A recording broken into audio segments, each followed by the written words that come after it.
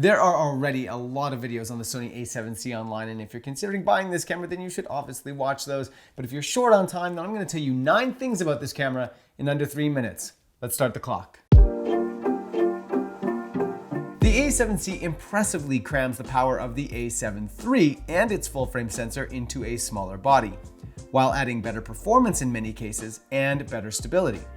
But its design favors vloggers and travel or street photographers. The first favorite feature is the flip screen. While the a7 III has a tilting screen, the lack of a swivel means you have to use an app or a monitor if you want to see yourself while vlogging. The new screen makes talking to the camera quick and easy.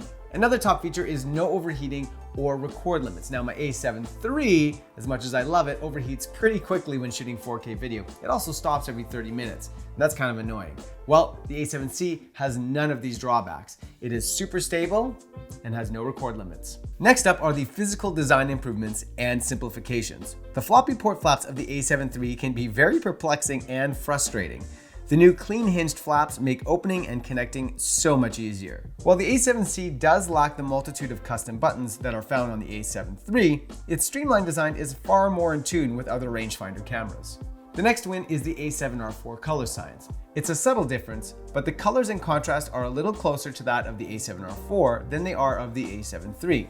As I mentioned, it is subtle, but some users may find it a bit more neutral and appealing. I've never felt that the autofocus on the a7 III was really lacking in any way. But the a7C brings with it the most up-to-date autofocus, eye, and animal tracking. It's more reliable and more customizable. Now before we peace out, a couple notes of caution. Generally, cameras that have a rangefinder design are not really intended for pro studio applications, and this camera really is no different. The minimalist EVF is great for compactness and travel, but its minimalist design can be a challenge to use in sunny conditions. What I do love about rangefinders is that I don't have to jam my nose up against the screen. It's a slightly more natural feel when shooting. Secondly, the 7C's shutter maxes out at 1/4000th, not 1/8000th, as is the case with the a7 III. Not a deal breaker by any means, and as with my a7 III, I almost never shoot at 1/8000th. You can't disable the electronic front curtain, and that's going to mean some compatibility issues with strobe lighting. Again, not a deal breaker because this camera isn't really intended for that user group. In summary, if you want the power of the a7 III in a camera that you can vlog and travel with, then look no further than the a7C.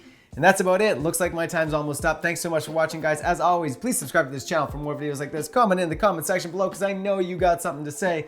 And as for me, I'm out of here. Time's up.